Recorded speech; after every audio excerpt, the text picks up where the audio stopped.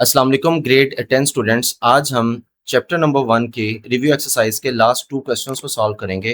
चलें स्टार्ट करते हैं क्वेश्चन नंबर 9 से। क्वेश्चन नंबर 9 आपके सामने लिखा हुआ है, solve 3 minus 4 iota into a plus B iota is equals to 1 plus 0 iota and find the values of a and b. हमने इनमें से ए और बी की वैल्यू को फाइंड करना है। बहुत सिंपल सा काम है। क्वेश्चन आपके पास है 3 minus 4 iota into a plus B aorta, ये किसके इक्वल है 1 प्लस 0 अयोटा के। अगर आप इसकी लेफ्ट हैंड साइड पे देखें तो ये 3 माइनस 4 अयोटा और a प्लस बी अयोटा आपस में मल्टीप्लाई हो रहे हैं, तो इसका मतलब है 3b a plus B iota से मल्टीप्लाई हो रहा है।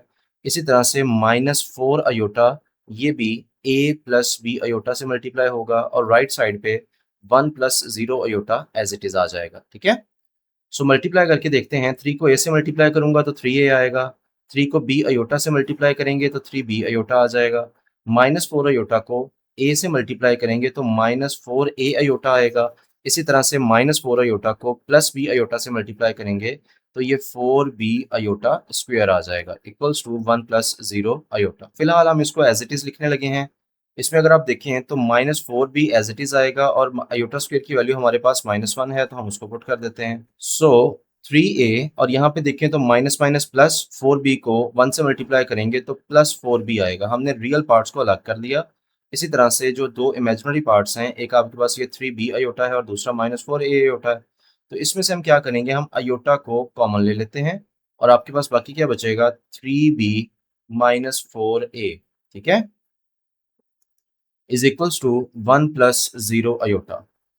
अब हमें पता है कोई से दो कॉम्प्लेक्स नंबर्स कब इक्वल होते हैं, जब उनके रियल पार्ट्स आपस में इक्वल हों। जैसे यहाँ पे देखें तो 3a प्लस 4 भी रियल पार्ट है और दूसरी साइड पे 1 रियल पार्ट है, और उनके इमेजिनरी पार्ट्स भी आपस में क्या हों, इक्वल हों। तो हम इसी कॉन्सेप्ट को लेके चलते हैं और देखते हैं कि हमारा आंसर क्या आएगा। इसका मतलब है कि मैं इसको कह सकता हूँ कि 3a प्लस 4b इसको किसके इक्वल होना चाहिए, 1 के इक्वल होना चाहिए। और इसी तरह से जो इमेजिनरी पार्ट्स हैं उसमें 3b माइनस 4a ये किसके इक्वल होना चाहिए, 0 के इक्वल होना चाहिए। ठीक है, सो अब अगर आप थोड़ा सा गौर से देखें तो आपके पास ये दो इक्वेशंस बन गई। इसको इक्वेशन नंबर 1 कह देते हैं और इसको इक्वेशन नंबर 2 कह देते हैं। तो अब आपने इनको साइमल्टेनियसली सॉल्व करना है और सॉल्व करके हम इसका आंसर निकाल लेंगे ए और बी का। सो कैसे करेंगे, अगर हम इक्वेशन नंबर 2 की ही बात करें तो इसमें 3b किसके इक्वल आएगा, 4a के। इसका मतलब है b की वैल्यू क्या बनेगी, 4a डिवाइडेड बाय 3, क्योंकि 3 इधर मल्टीप्लाई हो रहा है, दूसरी साइड पे जाके क्या हो जाएगा, डिवाइड हो जाएगा। इसको कह दें क्वेश्चन नंबर 3। अब हम क्या करेंगे, इस b की वैल्यू को उठाएंगे और इस इक्वेशन नंबर 1 में पुट कर देंगे।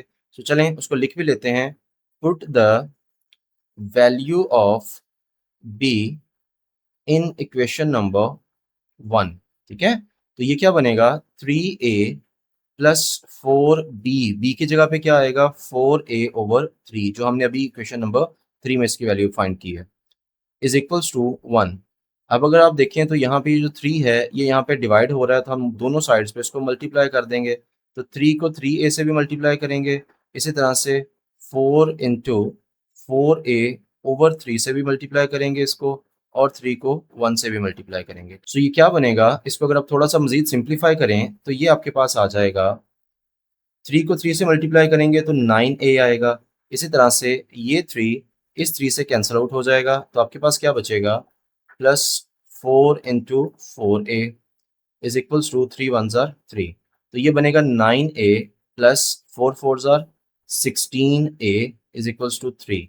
अब दोनों a वाली टर्म्स हैं, ये 9a है ये 16a है, तो 16 में 9 को ऐड करें तो आपके पास आंसर आता है 25। तो साथ a है तो a लिखते हैं।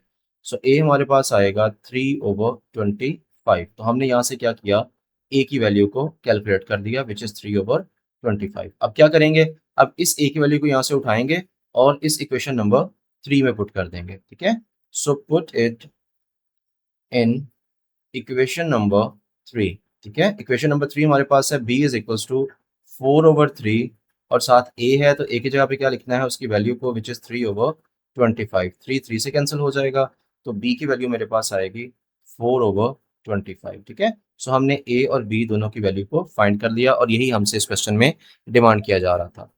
होपफुली आपको समझ आ गई होगी। अगर फिर भी कोई कंफ्यूजन है तो आप मुझसे कमेंट्स में इसको क्लियर कर सकते हैं। अगर आपने चैनल को सब्सक्राइब नहीं किया, पेज को फॉलो नहीं किया, तो आपसे रिक्वेस्ट है कि इसको जल्दी से फॉलो कर लें और अपने दोस्तों के साथ वीडियो को लाजमी शेयर करें।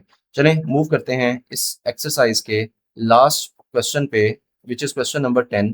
वो भी आपके सामने लिखा हुआ है। इसको ज़रा देखते हैं कि इसमें हम क्या, इसको भी हमने सॉल्व करना है और यहाँ से एक्स और वाई की वैल्यू फाइंड करनी है। तो चलें विदाउट वेस्टिंग एनी टाइम इसको स्टार्ट करते हैं। 3 minus 2 iota into x plus y iota, ये किसके इक्वल है? 2 into x minus 2 y iota plus 2 iota minus 1। ठीक है, क्या करेंगे? सिंपली ये 3 जो है ये भी इस x प्लस वाई अयोटा से मल्टीप्लाई हो रहा है, ये -2 अयोटा भी इस x प्लस वाई अयोटा से मल्टीप्लाई हो रहा है। इस साइड पे देखें तो ये 2 को x से मल्टीप्लाई करेंगे तो 2x आएगा, माइनस एज इट इज 2 2 ज़ार 4 वाई अयोटा और प्लस 2 अयोटा माइनस 1 आ जाएगा। ठीक है, 3 को x से मल्टीप्लाई करेंगे तो 3x, 3 को y अयोटा से मल्टीप्लाई करेंगे तो 3y अयोटा, -2x और अयोटा है तो साथ अयोटा आ जाएगा, प्लस माइनस माइनस 2 अयोटा को y अयोटा से मल्टीप्लाई करेंगे तो 2y अयोटा स्क्वायर आ जाएगा, which is equals to 2x minus 4y iota plus 2 iota minus 1। ठीक है, अब क्या करेंगे? 3x plus 3y iota minus 2x iota minus 2y, और अयोटा स्क्वायर की वैल्यू -1 होती है तो उसको यहाँ पे पुट कर देते हैं, बाकी चीजें एज इट इज आ जाएंगी। नेक्स्ट क्या करेंगे? यहाँ पे देखें तो 3x plus 3y iota minus 2x iota और माइनस माइनस प्लस हो जाएगा, तो 2y को 1 से मल्टीप्लाई करेंगे तो वो 2y ही आएगा। अगर आप राइट साइड पे देखें तो प्लस 2x है, इसको भी उठा के इधर ले आते हैं तो ये -2x हो जाएगा, -4y अयोटा है, इसको भी उठा के इधर लेके आएंगे तो ये +4y अयोटा आएगा और किसके इक्वल होगा? 2 अयोटा माइनस 1 के। अब अगर आप लेफ्ट साइड पे देखें तो यहाँ पे जितने भी रियल पार्ट्स हैं उनको कंबाइन कर लेते हैं। ये एक 3x लिखा हुआ है, और कौन सा रियल पार्ट है? ये +2y है, इसको भी कंबाइन कर लेते हैं, और ये -2x है, इसको भी लिख लेते हैं। इसी तरह से जो इमेजिनरी पार्ट्स हैं उनको भी इकट्ठा कर लें, जैसे 3y अयोटा है, इसी तरह से -2x अयोटा है और +4y iota is equals to 2 iota minus 1। ठीक है, सो ये क्या बनेगा? अगर मैं रियल पार्ट्स को देखूं तो 3x और -2x है, तो इनको माइनस करेंगे तो क्या आ जाएगा? 1x, यानी सिंपल x आ जाएगा, प्लस 2y है तो वो एज इट इज आ जाएगा। इसी तरह से इमेजिनरी पार्ट्स में अगर आप देखें तो ये 3y अयोटा है और ये 4y अयोटा है, तो ये आ जाएगा 3 और 4 कितना होगा? 7y अयोटा और -2x अयोटा, -2x अयोटा आ जाएगा, इक्वल्स टू 2 अयोटा माइनस 1। इसमें अगर देखें तो ये x plus 2y real part है, इसको एज इट इज रहने देते हैं, और इमेजिनरी पार्ट्स में से अयोटा को कॉमन ले लेते हैं, तो बाकी क्या बचेगा? 7y minus 2x which is equals to 2 iota minus 1। इसको थोड़ा सा रीअरेंज करके लिखते हैं। कैसे? जैसे आप देखें तो लेफ्ट हैंड साइड पे पहले हमारे पास रियल पार्ट लिखा हुआ है और उसके बाद हमारे पास इसका इमेजिनरी पार्ट लिखा है। ठीक है, तो हम कोशिश करेंगे कि हमारी राइट साइड पे भी सेम सिनेरियो बने, तो हम -1 को पहले लिख लेते हैं और 2 अयोटा को बाद में लिख लेते हैं। अब अगर दोनों साइड्स को कंपेयर करें तो कोई से दो कॉम्प्लेक्स नंबर्स कब आपस में इक्वल होते हैं? जब उनके रियल पार्ट्स भी आपस में इक्वल हों, जैसे ये दो रियल पार्ट्स हैं, और उनके इमेजिनरी पार्ट्स भी आपस में इक्वल हों। ठीक है, सो इसी कॉन्सेप्ट को हम यहाँ पे यूज करते हैं और देखते हैं कि आपका आंसर क्या आएगा। इसका मतलब मैं लिख सकता हूँ x प्लस 2y, ये किसके इक्वल बनेगा? ये -1 के इक्वल होगा। इसी तरह से -2x प्लस 7y, ये किसके इक्वल बनेगा? ये 2 के इक्वल आ जाएगा। ठीक है, अगर मैं यहाँ से इस इक्वेशन में से x की वैल्यू फाइंड करूँ विच इज -1 -2y, और इसको कोई नाम दे देते हैं, इसको इक्वेशन नंबर 2 कह देते हैं और ये आपकी इक्वेशन नंबर 1 है। ठीक है, सो हम क्या करेंगे? Put the value of x in equation number 1। ठीक है, सो इक्वेशन नंबर 1 में अगर मैं x की वैल्यू को पुट करता हूं तो x मेरे पास है -1 -2y plus 7y as it is आ जाएगा, इक्वल्स टू 2 है तो वो भी एज इट इज आएगा। सो -2 को -1 से मल्टीप्लाई करेंगे तो ये +2 हो जाएगा, -2 को -2y से मल्टीप्लाई करेंगे तो ये +4y हो जाएगा, plus 7y is equals to 2। ठीक है, सो अगर आप यहाँ पे गौर से देखें तो ये +2 उधर जाके क्या हो जाएगा? -2 हो जाएगा, तो ये 2 - 2 बन गया। 4y और 7y कितना होगा? ये बनेगा 13y। सो हमें क्या चाहिए, हमें y की वैल्यू चाहिए, तो y की वैल्यू आ जाएगी 0/13 which is basically equals to 0। ठीक है, तो हमने क्या किया, हमने यहाँ से y की वैल्यू को कैलकुलेट कर लिया विच इज 0। अब क्या करेंगे, अब इसी y की वैल्यू को यहाँ से उठाएंगे और उठा के हम इक्वेशन नंबर 2 में पुट कर देंगे। इक्वेशन नंबर 2 हमारे पास कौन सी है, ये वाली आपके पास इक्वेशन नंबर 2 है। इससे क्या फायदा होगा हमें कि हमारे पास यहाँ से x की वैल्यू भी आ जाएगी। तो चलें इसको करते हैं, put the value of y in equation number 2।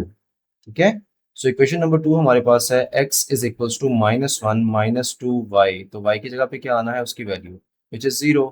So x मेरे पास आएगा -1 और -2 को 0 से मल्टीप्लाई करेंगे तो 0 ही आएगा। सो x हमारे पास आ जाएगा -1।